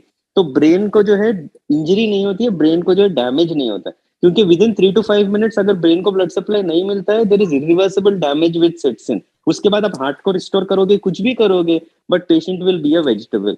तो इसीलिए CPR is that important to maintain cerebral flow and to maintain circulation until first response arrives. एक और चीज होती है एरिथमिक कार्डियक अरेस्ट। एरिथमियाज में हार्ट अटैक नहीं आता है, जो हार्ट की इलेक्ट्रिकल सप्लाई होती है उसका फॉल्ट होता है, तो हार्ट बीट बहुत फास्ट हो जाती है। जो हार्ट 100 तक बीट करना चाहिए, 60 to 100 बीट्स, वो हार्ट 200, 300, 400 बीट्स पे बीट करता है। तो जो दिल ऐसे ऐसे बीट करना चाहिए, वो हार्ट ऐसे ऐसे बीट करने लगता है, तो there is no effective contraction, तो ब्रेन को ब्लड सप्लाई नहीं मिलती है, पर्सन फॉल्स। वैसे लोग don't complain of chest pain, they don't complain, उनको कुछ दर्द नहीं होता है, दम नहीं चढ़ता है, कुछ नहीं होता, एकदम चलते चलते गिर जाता है इंसान। वैसे में भी if you are not able to make a diagnosis, start CPR. अगर एक और बहुत अच्छी चीज जो सर बता रहे थे, जो we need to really push through NGOs, through a lot of these educated things, is to get AEDs. If you have a school, हर स्कूल में एक एईडी होना जरूरी है, हर ऑफिस में एक एईडी होना जरूरी है, हर एयरपोर्ट्स में तो है अपने पास, most of the airports you would have noticed, आप जब बोर्डिंग करने जा रहे हैं एयरपोर्ट में, एक रेड बॉक्स रहता है जिसपे लिखा होता है एईडी डिफिब्रिलेटर। तो जब एक इंसान ऐसे सडनली ड्रॉप हो जाता है, वो एईडी का बॉक्स ले, उसमें जो पैड से पेशेंट को कनेक्ट करना है, मशीन को ऑन करना है, मशीन खुद ब खुद ईसीजी पढ़ लेती है और आपको बोलती है कि it's a flat line, start CPR. मतलब ये एरिथमिया नहीं है, हार्ट रुक गया है, शॉक से कोई मतलब नहीं है, आप सीपीआर करो। अगर हार्ट बीट 200, 300, 400 बीट कर रही है, मशीन बोलती है कि it is a shockable rhythm, मैं शॉक दे रही हूँ, तो ऐसे में आपको दूर हटना है, मशीन खुद ब खुद शॉक देगी। अगर एरिथमिया टर्मिनेट हो जाएगा, पर्सन विल रीगेन कॉन्शियसनेस। तो एईडी वर्क करना हर किसी को आना चाहिए। यूट्यूब पे कई वीडियोस है, हम हर किस्म का बकवास देखते हैं यूट्यूब पे, थोड़ा टाइम निकाल लें और ये लाइफ सेविंग स्किल्स भी सीख लें। तो how to work an AED, how to do CPR, आज ही जितने लोग ये प्रोग्राम देख रहे हैं उनसे विनती करता हूँ कि प्लीज ये 2 वीडियो 5-5 मिनट के देख लीजिए यूट्यूब पे प्रोग्राम खत्म होने के बाद। It might make a lot of difference in an emergency for you. तो कार्डियक अरेस्ट को हम फुल स्टॉप नहीं मान सकते? बिल्कुल नहीं सर, कार्डियक अरेस्ट का फुल स्टॉप तब तक नहीं मान सकते जब तक आपने इफेक्टिव सीपीआर किया नहीं हो। And after you do CPR, the healthcare professionals come in 30 minutes, 45 minutes, they continue CPR, drugs like atropine है, adrenaline है, दूसरे उन सब एफर्ट्स के बाद अगर पेशेंट फिर भी कवर नहीं होता है, after 45 to 1 minute of CPR stop मान सकते हैं. Until then, just because a person has dropped in front of you, you should not consider it as a full stop. वो full stop तभी हो जाएगा अगर आप हाथ उठा के बोलेंगे कि भाई मैं क्या करूं, मुझे कुछ नहीं आता. अगर आप तब भी immediately CPR start करेंगे तो वो full stop बस एक कॉमा हो जाएगा और उसके आगे बहुत लंबे सेंटेंस लिख सकता है इंसान जिंदगी में. थैंक यू डॉक्टर साहब, थैंक यू. बहुत अच्छी जानकारी देने के लिए. आप हमारे साथ बने रहिए और हम कोशिश करेंगे कि CPR के बारे में हम वीडियो बना के ज्यादा से ज्यादा इसको प्रचारित करें, सोशल मीडिया पे इसको चलाएं. और आपने बहुत अच्छी बातें बताई. सेकंड राउंड में मिस्टर शंकर आपके पास आएंगे, आप बने रहिए हमारे साथ. Over to you mister Shankar. Thank you, Kishore. Dr. Gera, what is your viewpoint on the presentation, rather the Stanford study which Dr. Wali had just mentioned about?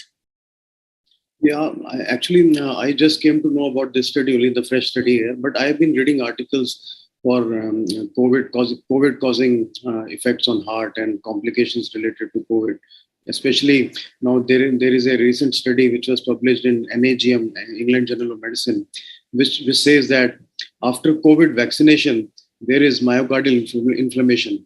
Myocardium is the muscle of heart. It gets affected by inflammation after COVID vaccination. So many patients, they actually do come to us after vaccination with symptoms of palpitations, ghabrat, and all those uneasiness and sweating. So when we notice that, and when we do ECG, their heart rates are always high, even if they didn't, had a COVID infection earlier or not.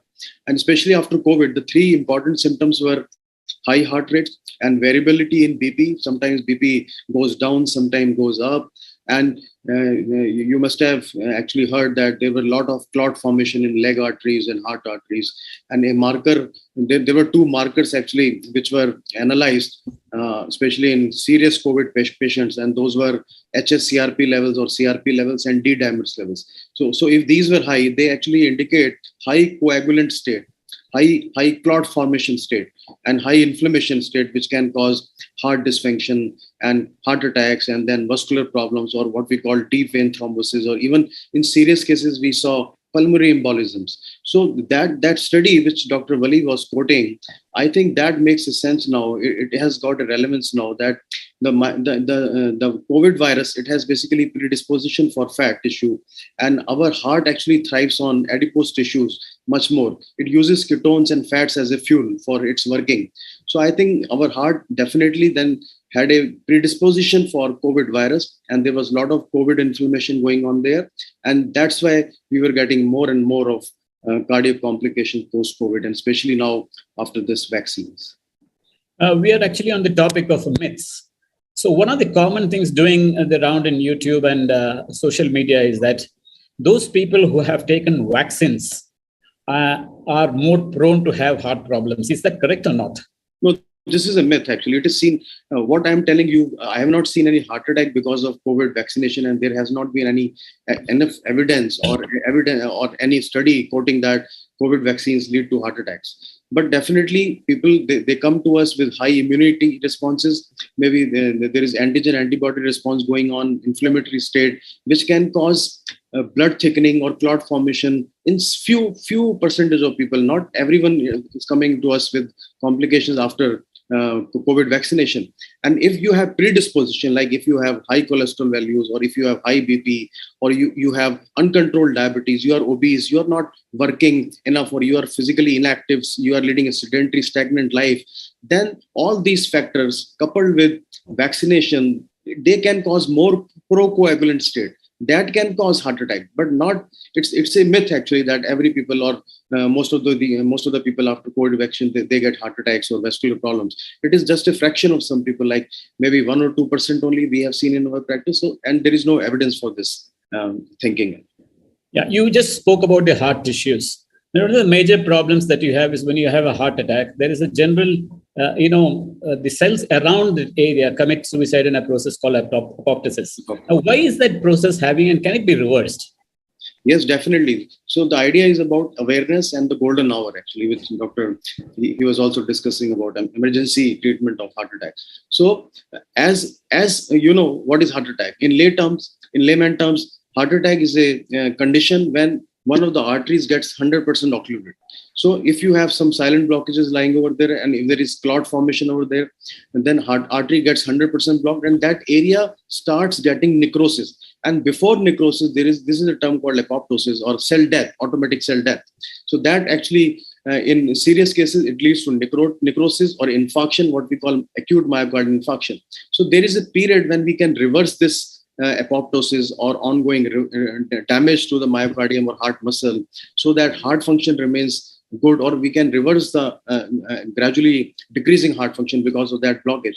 So the idea is to reach the hospital, and the hospital should be very well equipped with all facilities, like for opening that artery, which we call primary angioplasty, or in rural areas, sometimes we offer them thrombolysis. There is a blood thinner, strong blood thinner, which we can give to the patient who can't afford angioplasty or putting a stent in arteries, because it is a costly procedure, and cost is definitely an issue in our continent. So we can reverse that, we can dissolve that clot, and we can restore the supply to that area of heart by opening that artery, either by putting a stent, which is called primary angioplasty. But this has to be done within 1 hour or maximum 2 hours. And the problem is that awareness. We keep losing time in actually taking different opinions from neighbors and taking over-the-counter medicines like gas medicine, which we were talking earlier. So idea is to get an ECG as early as possible done, and then to consult a cardiologist or an emergency physician who can make a diagnosis of heart attack, whether he is having heart attack. So if the heart attack is going on, 90% of people, 95% of people, if we open their arteries, they lead a normal life thereafter. So generally, you said about the golden hour, but those people who miss the golden hour and come late, there'll be what is called the scarring of the heart tissues, where the portion dies. But earlier on, say about 10 years back, there was a lot of excitement among cardiologists about using stem cells to regenerate those lost cells. Where are we now on that? Actually, we are. There was some evidence from some studies from Western countries that some stem cells they can actually rejuvenate or regenerate some of the muscle in heart. But there are reports of using stem cells for automatic heart graftings also. But I don't think that we have enough human studies or clinical studies, and there is no guideline from main actually, that we don't have our guidelines, and we actually we are actually deciding whatever treatment or management policies on our American or European guidelines. So they have not actually authorized or recommended that stem cells. Now we should be starting using stem cells in every patient. And definitely when there is a scar tissue, then there is a lacuna in our management, and we are actually helpless to increase that heart power or heart pumping. But we have some few medicines, important medicines like valsartan sacubitril combination is there. Now some diabetes medicines we are using for improving heart function. But definitely, yes, there is no yet definitive evidence for using stem cells in scar tissues or in patients who have got low heart function to improve heart function. There were initial studies that heart function improved to 5 to 10% in few of the persons with heart dysfunction or low heart function, but it was not clinically sound enough to for recommending a prolonged therapy for stem cells. Now, what is the link actually between obesity and other non-communicable diseases? Like diabetes, cancer, and of late COVID on heart ailments? So obesity, that obesity is basically when you have high adiposity index, and you have whenever there is obesity, the primary mechanism is insulin resistance. You have insulin resistance, and insulin resistance is the first step or first pathogenesis which actually leads to different ailments. Like it actually increases your blood pressure. When there is a insulin resistance, you have more of atherosclerosis. There is hardening of arteries earlier than it should be. And then we have pre-diabetes. Then we have dyslipidemia, what we call metabolic syndrome. So all these factors actually combined with obesity is basically an inflammatory state also, like Dr. Wali was also talking about. When it has been seen that in obese people, inflammatory markers are high. So you must have known about a value called HSCRP levels. And in a study, it was seen that obese people, they have high HSCRP levels as compared to non-obese people. And even overweight people who are not obese, they have high HRCRP levels. So HSCRP levels is basically a marker of inflammation. So obesity is a state of inflammation. Over and above, if there is any risk factor like smoking, or if you have genetics, then definitely you are going to land up with heart blockages and then heart attacks. Is there any link between a person's, size or the personality, like, an apple shape, a pear shaped, double chin, having a paunch and heart ailments? Yes, definitely. Obesity is this only. So what Indians are predisposed to, like I told earlier, that we are actually dependent on high carb diet, and it is actually deposition around our waist, and what we call basically a pear-shaped body. So that is actually predisposing us to insulin resistance. So the visceral fat or the fat around the waist, and there is an important marker called waist hip ratio or BMI. So waist hip ratio is so easy to measure at home. You should keep a watch on your waist hip ratio. So any waist hip ratio more than 40 inch in females and more than 38 inches in males, it is a risk factor for having heart disease in future, or high blood pressure or high sugars. So adiposity and this shape body is we are predisposed to early heart disease. Yeah, because of this over dependence on carb diets, there are now people moving away from carb diets, having a non-carb diet. Is that okay, or is that dangerous because we are also so used to carb diets? So definitely, there should not be any drastic change in your diet pattern. It should be, we need carb. Actually, carb gives us around 40 to 60% of energy intake. For a basically heavy worker or a moderate worker, we need carbs, enough carb. But I would stress upon taking complex carbs. What we are focusing on is refined carbohydrates. So complex carb like oats, muesli, and jowar, and bajra. So all these millet type of we should be mixing with our rotis and our basically flour, where we use flour for cooking rotis and parathas and chapatis. So basically, we have to be focusing on more complex diets. Carb is very important, but definitely if you want to lose weight, it has to be a low carb diet.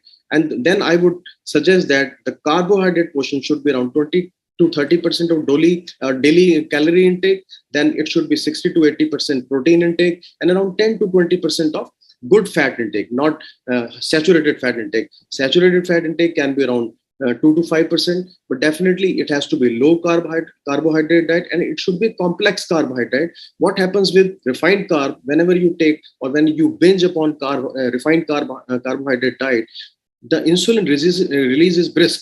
So that actually leads to pre-diabetic state or diabetic state very early. So insulin release actually is based on our glucose levels. So whenever there is sudden hyperglycemia, sudden surge in blood sugar levels in the blood, the insulin will release briskly. That phenomena should not happen. That leads to insulin resistance, and then all complications associated with insulin resistance, like early atherosclerosis, premature heart disease, heart attacks, what we are actually seeing these days. Thank you, Dr. Gera, for the wonderful inputs. I'll come back to you. Dr. Gupta, now, how will you say, what are the three most common medical emergencies? The three most common medical emergencies, which we call the heart attack, we call the brain attack, and third is most common nowadays is acute polytrauma. So polytrauma itself is a very considered as including environmental diseases. Environmental disease means not only trauma, it's like electrocution, burn, and fall from the height is also one of the component of the trauma.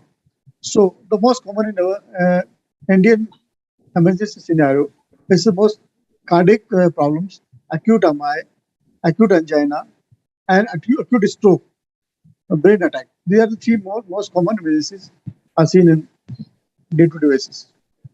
And of these, what are the most three common life-threatening medical emergencies? The life-threatening medical emergencies are, first is acute chest pain, which can include cardiac and non-cardiac causes. Cardiac causes like acute myocardial infarction, acute cardiac attack, and some people have sudden aortic dissection, which can lead to dire emergency. And third is in trauma, is a non-cardiac causes are trauma, is pneumothorax, chest injuries, abdominal injury, and traumatic brain injuries. This is the most common life-threatening emergencies.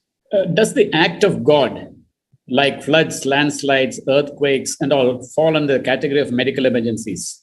It's called yeah, definitely. It's called like environmental emergencies. Like suppose somebody had a stampede is there, some stampede, there a lot of casualties are there. There's some, bomb blast, or there are a lot of emergencies like situation that called the disaster like situation. So definitely, definitely these emergencies are equally life-threatening in such scenario. A major problem that you have in your area, especially in India, is that whenever there is a medical emergency, you have a lot of these TV channels, social media people wanting to capture it first, affecting your line of response first. So what is your advice to that? Because generally people swarm to the area affecting your work. So how do you handle this? Sir, because it is a very different kind of working in the emergency department. Patient or patient relatives always come in a very hyper state, in the sense they are very their loved ones are suffering for trauma, heart attack. They are very curious about what exactly happened. He was all right 10 minutes ago. He was fine. Suddenly it had happened to him. He was not mentally prepared for such incidents. Nobody actually prepared for sudden cardiac arrest or something like that. In that scenario, the situation and pressure in the emergency is very high. So we have to keep our mind very cool and calm, and explanation and the counseling is very important. What are the counseling in the real term? Exact situation explaining to the patient and patient family is very important to make them understand what is right now, what is going on. Rightly, Dr. Gera rightly said, time, in common say, we say time is money. It's like time is tissue. Tissue is very important. Either it is a cardiac tissue or it is a skeletal tissue in trauma and the brain tissue in the stroke. So time is very important. Once you identify the problem, don't ignore that. Please call the ambulance services or reach to the hospital in time, which is properly geared up the situation, like handling the emergency care, who can follow the all international protocol like AHA, ATLS protocol. So they can give definite advanced care in that particular hospital. Are medical emergencies in children different from that of adult medical emergencies? Yes, medical emergencies and children and the adults are slightly different in the sense of most of the medical emergencies in adults are cardiac emergencies. And children, their emergency are the pulmonary, they call the chest emergencies, like hypoxia, pneumonia, foreign body, fall, and burn. These are the most common emergencies in compared to adults. Adults mostly, my colleagues, Dr. Gera and Dr. Azam will agree with me, that most of the adults emergencies are the cardiac emergency, which I experienced for the last 20-25 years. So cardiac emergencies are more common than compared to children. And children, they have more respiratory emergencies than the cardiac emergency. What are the primary principles of trauma care? In trauma care, suppose they are in trauma care. Trauma care, we have to, I told you earlier also, it is only 100% preventable disease. It is our moral responsibility to drive safe, to prevent ourselves and others, pedestrian or the person who are driving himself. So follow the proper protocol, and the warning sign we have to very important. We have to follow the warning sign, rule and regulation. And once somebody get the trauma, so immediately call the ambulance services. It is very important to call expert to get a proper treatment. Suppose if we are well versed, we know how to do CPR, and that scenario, that time frame, so initially golden platinum minutes, you can say, we are talking about the golden hours. There is a concept, there is a platinum first 10 minutes, 5 minutes. So first platinum minutes होते हैं. In that scenario, if we are well versed and we are aware of how to do CPR in unresponsive patient, they will definitely make a difference between morbidity and mortality. So, if, for example, if people who undergo shock on seeing an incident, or if probably a stampede, or a stab injury, or a gunshot injury, so how do you respond to such things? Because people get highly shocked by such event. Yes, definitely. First, we have to. Our team is there. Emergency team is there. They always do so. First, they start emergency ABC management, which we call airway, breathing, circulation, and the primary stabilization, advanced stabilization. And our other team member we definitely speak to the family regarding their present condition and the explanation of the counseling of the patient. The patient is under care and they're getting proper treatment. In that scenario, we have a trauma team. We involve all other our colleagues like our chest physician, chest surgeon, general surgeon, orthopedician, and neurosurgeon, depend upon the requirement of the patient. Especially trauma, we have generally and tertiary care, all tertiary good tertiary centers have a polytrauma team, which consists of neurologists and neurosurgeons, chest physician, chest surgeons, and the general surgeon. Dr. Gupta, you have over 25 years of experience. So if I could ask you, which is one of the toughest moments of medical emergency that you still remember and the most memorable one, what would you say? It's very sometimes very difficult to declare somebody loved ones to declare dead or death in an ER is very difficult because all are emotionally charged and they are not ready to listen and they're ready to accept the death of their dear ones. So it is a very difficult moment. So the most common and emotional charges is sometimes very difficult to handle because they say, you continue CPR after sometimes we're doing 45 to 50 minutes, 1 hour CPR. They're asking us to do more and more CPR, continue CPR, putting a defib electric. This Dr. Wali, Dr. Gera, Dr. Azam said regarding the defibrillation. Defibrillation is very important during the sudden cardiac arrest due to defibrillation of ventricular tachycardia. In that scenario, somebody have the cardiac arrest and there's a flat line, but they still just put the defibrillator on, आपको shock लगा दीजिए, हमारा patient revive होगा. That are the difficult situation. While dealing with these situations, do people who actually deal with trauma themselves get trauma and they also are emotionally moved? Definitely. We all are human beings, so this is a part of. Definitely, we cannot say we have also emotions, and we also looking at that time. We feel very sorry about the family and the patient which could not revive doing the best effort and everything. Sometimes a patient came on the time, and my prime importance is very special opportunity to talk about in your channel.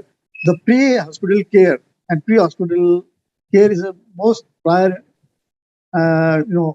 important for everyone, every person in the society, community, corporate office, even the industries. So first, few 3 minutes, 5 minutes, if somebody getting high quality CPR and electric activity like AED, which is not require any particular skill to understand. You don't need any degree for that. If you do a basic life support course, which is 1-day course, which is done by AHA, American Heart Association. Every community, some people, the group of the people, corporate offices, if they do, so the chances of survival and morbidity and mortality definitely gone down easily. Thank you very much. I think this is the first time that we are hosting someone who is dealing with emergency medicine. And your inputs have been really very good because this is an area which we have not covered so far. And you're linked with so many issues across the medical spectrum. Thank you very much for your input, Dr. I have one point also. Yes, tell me. So, for your channel and your foundation is doing great job. So, from that, we can increase the sensitivity to the community on corporate offices for the BLS training. It's very important for us. If you see the America and any European country, all the firefighters, all the police officers, they know how to deal with the acute 911. It's very difficult to get ambulance in the city. Suppose like in Delhi, we have a huge population. We have a limited ambulance and it is very difficult to know the area where we can approach by the road also. They are very congested roads. And that 3 to 5 minutes are platinum minutes are very important for the basic CPR. If some get a CPR during that time, the chances of getting a revival is very high. I believe that.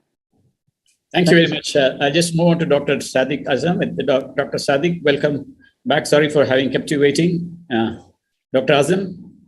Yeah, sir. How are you? Wonderful seeing you again. I'm fine, sir. So this time I'm not going to ask you about Hyderabad weather because I know you're enjoying the weather.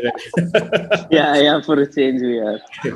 So I asked Dr. Gera about the link between non-communicable diseases and heart attacks. I would just like to ask you a question regarding, is there a link between communicable diseases and heart ailments?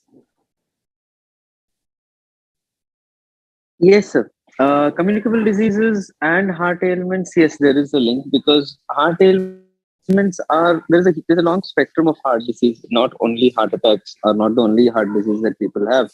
Arrhythmias again are not the only heart disease that you have. You have some things known as infections of the heart, like infective endocarditis, where somebody has severe infection in the body, and that severe infection itself can spread to the heart, infecting the heart valves, causing acute leaks in the valves. That is something known as endocarditis.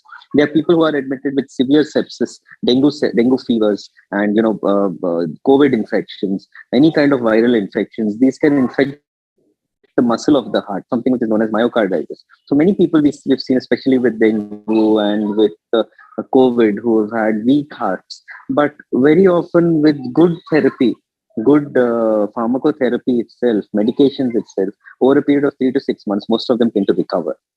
Second thing is, Sir was telling us in the beginning of our sessions about this recent study published from Stanford, which showed that the COVID virus has a predilection for the myocardial cells. And they have found the T cells that are basically the first line of defense, or you can call them the foot soldiers, which fight against infections, to have some memory towards the COVID virus itself. So yes, these type of that's the reason why it's not only with COVID, a lot of to be linked with an accelerated rate of heart attacks. That's why people who are above the age of 50 or people who are diabetics, we advise them to take a flu shot every year. We advise them to take a pneumococcal vaccination once in 4 years as well. So these type of communicable diseases are definitely associated with increased risk of heart attacks, and we should keep an eye out for that as well. Next is hypertension is a key risk factor for cardiovascular diseases. Yet, what happens is hypertension is often neglected. Why? Because it doesn't have symptoms. A person may be hypertensive and it just doesn't affect them. They go about their day-to-day life, they do their daily activities. Well, it silently is eating at your heart from the inside. And when we put patients on medicines, it's very difficult for us to convince them to take them because they say that I'm feeling fine. So unless they understand that your heart is persistently beating against a higher pressure, which is putting an undue load on it, which is causing it to age toward apoptosis sometime back. That is something what we call as programmed cell death. So every cell in your body dies, and then there's a new cell that takes its place.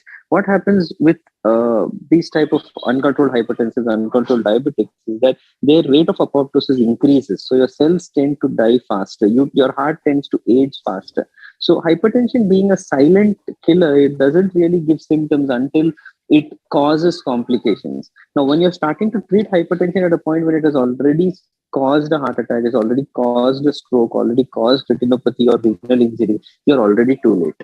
So the aim is to identify it early, and the only way to do that is to get a hypertension screening done. Probably anybody above the age of 30 these days, I would say at least once a month, please check your pressures. And it's no longer a disease of people above 50 and 60. It is whether COVID has done it or whether the kind of lifestyle we're living has done it. But the hypertension has become a disease that does affect people from 30 to 40 years of age as well. And it is not the reversible kind of hypertension that we used to see earlier. It has become more the kind of hypertension that needs drugs. But of course, if you maintain a healthy lifestyle, you maintain a healthy BMI, you bring exercise into your life, curtail salt, then at the early stage, you can still probably reverse it. But if you are diagnosed, please take your tablets irrespective of whether you have symptoms or not, and keep your pressure within range. This is a common question both for you and Dr. Gera. How successful has been heart transplant, and what is the longevity of these people who get a new heart? Yeah, So heart transplant has come as a boon for people with end-stage heart failure. See, heart failure is it's a spectrum. It's a complex spectrum of heart disease. It's not just a one-stop diagnosis. कि भाई somebody says heart failure, then अरे मेरा heart fail हो गया. It's not like that. It's a diagnosis, and at early stages, drugs work wonders. In fact, with our advent of good pharmacotherapy, we have the 5 pillars of heart failure. The incidence of people going to end-stage disease has come down significantly, and the amount of people who are, the time that they're taking to progress to end-stage heart failure has also got more prolonged. So pharmacotherapy is a very, very important pillar of treatment of heart failure. Then we have devices, and then comes transplant. So transplant is a point where, the success rate of transplant has gradually increased in our country. We have today have a lot more experience with heart transplant than we did maybe 10 years back. So our success is increasing, but then it is still not a very simple procedure. It's not like a CABG where you have a surgery, go home within 6 days, and then in 2 months you're back to life. It first thing is getting a donor. I mean, we have so many patients, but we are very often stuck because we don't have enough hearts. There are no donors, and sometimes it becomes the other way around. You have donors, you have enough hearts, but people are not ready to accept a transplant. One thing is the cost. It's still financially prohibitive to most people. A lot of people can't really afford a transplant. So we need to, give more priority to health. I mean, we see that, people stop you at traffic signals and fine you if you don't have a insurance for your car, but nobody bothers whether you have insurance for your health or not. And unfortunately, these kind of therapies that are there, heart transplant and end-stage devices, they are all quite expensive. So unless you are prepared for it, you have a good health insurance, that's a problem, because not only the surgery, but beyond the surgery, regular post-transplant surveillance, taking drugs to prevent rejection, all this also bears a significant cost on the patient. So I would just tell everybody should probably have a health insurance in 2022. You don't need somebody to fine you for that. You should fine yourself if you're not got your health insured. And yes, transplants are, we are much beyond what we were 10 years back, and there is a long way to go ahead as well. And we are constantly evolving. We have very good transplant surgeons in India as well. Today, you don't need to, fly out to US or UK like people used to 10, 15 years back to get a heart transplant. We have comparable results. In KIMS, we have Dr. Sanjeev and team who've done close to 500 transplants, heart and lung, as well as heart in South India. And he's one of the largest surgeons, and they have a good success rate comparable to the success rate even in the best of Western centers. But again, acceptance and longevity and the financial aspect is what is really preventing many patients from gaining access to this therapy. Dr. Gera, your view on this? So basically, heart transplant, as he said, that it is basically last hope for a heart failure patient when heart function has gone down and he's not responding to proper medications or usual medications. So heart transplant, we have data now, enough data that survival rates for 1 year, survival rate is around 90% for all heart transplant patients, and it's around 40 to 50% over 5 years for all heart transplant patients. So there is a different therapy which we are offering at our center, and many private hospitals and government hospitals, they are also have this facility, what we call artificial heart. It is called LVAD. It is basically a left ventricular assist device, which actually gives us some time. It has become a destination therapy also, or it can be a bridge to transplant. So when you are waiting for heart, because heart is actually, it is very difficult to find heart for heart transplantation. We offered them artificial heart. It is a simple procedure. It takes around 2 to 3 hours of surgery, and patient goes home after 3 days. But definitely the cost is an issue in our country. So this gives us some time, and we have data now that with heart transplant or with artificial heart, we can give patient a life of around 5 to 10 years, and then we can actually plan a heart transplant. So overall, a patient who is actually whose heart is failing and he doesn't have any option, mortality is quite high over 1 year. So we can now give him an option of around 10 to 15 years of longevity with these two things, either a destination therapy with artificial heart or as a bridge to heart transplant when he's waiting for heart transplant. So we have enough data, and this is the actually right treatment and basically evidence treatment for refractory and stage heart failure or advanced heart stage failure when patient is bedridden, he's not moving, and he's actually not responding to usual medications. Thank you, Dr. Gupta. Briefly, before we conclude, running out of time, what is the most important thing that India should be doing in the field of medical emergency? You're mute. Can you unmute yourself, sir? Well, sir, I feel in the field of medical emergencies, what we need to do is there's actually something that we're doing for this question was for Dr. Gupta. Okay. Sorry. Yeah, Dr. Gupta. No. Yeah, we're talking about what we can do about the medical emergency. What is the most important thing that we should be doing regarding medical emergency? Increase of ambulance? No, sir. First, the education, pre-hospital care. Ambulance is a major role in that emergency nowadays. And first is the education. There are a lot of myths about the cardiacs, as Dr. Gera said. There, people say, epigastric pain ho raha hai, and we have gastric problem.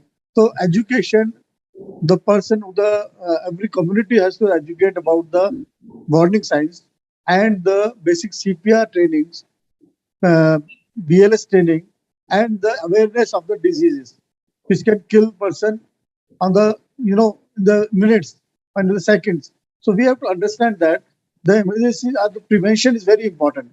Getting a definite treatment, it takes time from a primary home to or any roadside to the hospital. So it's very important. So prevention, preventive care, and education awareness is prime important for the emergency care in India right now. Thank you very much. Yeah, thank you. Over to you, Kishore, for taking it further. Thank you, sir. Thank you, Dr. Sanjeev Gera, Dr. Deepak Raj Gupta, Dr. Sadiq Azam. Sunday को आपने अपना कीमती समय हमें दिया और हमारा और हमारे दर्शकों का ज्ञानवर्धन किया, मार्गदर्शन किया। हृदय के बारे में, हृदय रोग के बारे में आज हमने बहुत कुछ जाना जो पहले हम नहीं जानते थे। बहुत से मिथ्स पे से पर्दा हटा। आप सब हमारे कार्यक्रम में आए, समय दिया, और हमारे दर्शकों का भी बहुत बहुत शुक्रिया जिन्होंने इस कार्यक्रम को शुरू से ही, पहले एपिसोड से ही इतना सफल बनाया है कि हम 50वें गोल्डन जुबली एपिसोड तक पहुंच पाए। और हमें उम्मीद है कि आगे भी आप हमारे साथ जुड़े रहेंगे, और हमारा वादा है कि हम ऐसे ही बड़े बड़े डॉक्टरों से आपको मिलाते रहेंगे। ऐसे डॉक्टर जिनसे मिलना हम सबका सपना होता है, उनसे आप रूबरू होते हैं, उनसे बात करते हैं। बड़े अस्पताल के बड़े डॉक्टर और बड़े विशेषज्ञ से आप मिलते हैं। आप सबका बहुत बहुत धन्यवाद। हम अगले रविवार को सुबह 8 बजे फिर मिलेंगे। 8 से 11 बजे हमारा शो लाइव होगा, हेल्थ फॉर ऑल। तब तक के लिए नमस्ते, आज्ञा दीजिए हमें। नमस्ते।